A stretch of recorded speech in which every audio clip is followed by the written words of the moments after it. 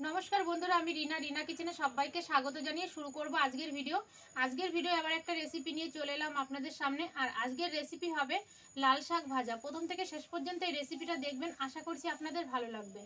আর কথা না বাড়িয়ে রেসিপিটা সরাসরি শুরু করব। চলুন তাহলে শুরু করা যাক। লাল শাক ভাজার জন্য এখানে নিয়ে নিয়েছি আমি লাল শাক। আগে থাকতে কেটে ধুয়ে খুব ভালো করে পরিষ্কার করে নিয়েছি।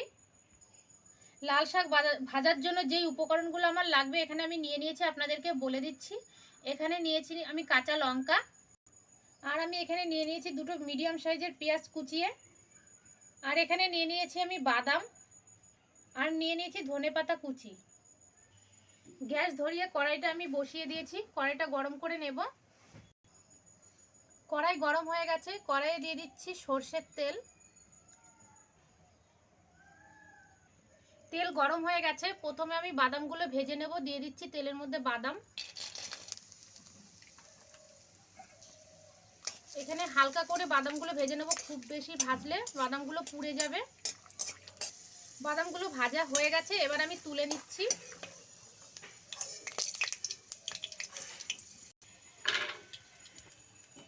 বাদাম আমি ভেজে তুলে নিয়েছি। কড়াই তেলের মধ্যে এবার দিয়ে দিচ্ছি আমি পেঁয়াজ কুচি। পেঁয়াজ কুচিটা কিছুক্ষণ লাল লাল করে ভেজে নেব।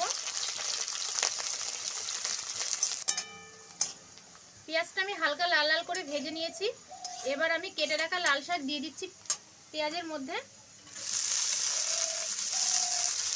পেঁয়াজের সঙ্গে লাল শাকটা খুব ভালো করে মিশিয়ে নেব।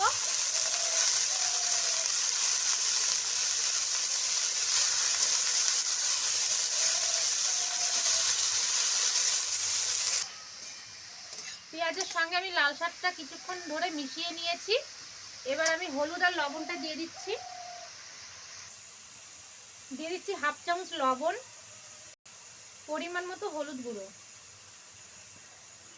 আর দিয়ে দিচ্ছি চিড়ে রাখা কাঁচা লঙ্কা। হলুদ লবণ কাঁচা লঙ্কা শাকের সঙ্গে খুব ভালো করে মিশিয়ে নেব। লাল শাক ভাজতে ভাজতে দেখুন বন্ধুরা, লাল শাকটা কিন্তু অনেকটাই কমে গেছে, আর প্রায় আমার ভাজাটা হয়ে গেছে। এবার আমি ভেজে রাখা বাদাম লাল শাকের মধ্যে দিয়ে দিচ্ছি। আমি খোসাটা ছাড়িয়ে দিয়েছি। এবার দিয়ে দিচ্ছি বাদাম, মিশিয়ে নেব লাল শাকের সঙ্গে।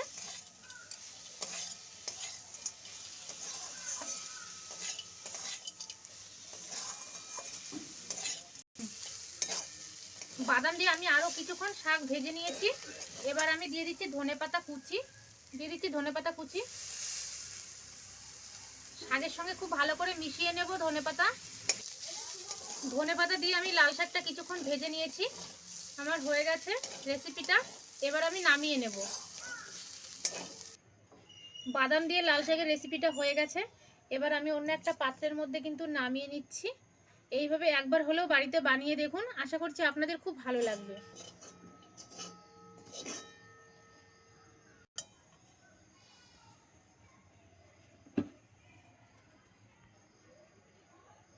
বাদাম দিয়ে লাল শাকের রেসিপি যদি আজকে আপনাদের ভালো লেগে থাকে বন্ধুরা, অবশ্যই ভিডিওতে লাইক করবেন, কমেন্ট করে জানাবেন আজকের রেসিপি আপনাদের কেমন লাগলো।